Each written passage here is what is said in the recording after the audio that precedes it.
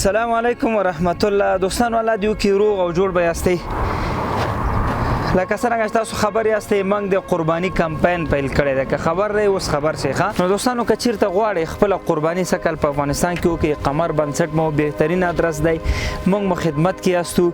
په سکرین باندې درته نمبرې او قیمتونه درته ښکاري. موږ سره رابطه وکړئ، انشاءالله ستاسو د قرباني غوښه به موږ داسې مستحقو خلکو ته دررسوو چې هغه یې وخوري، الله به اجر درکوي.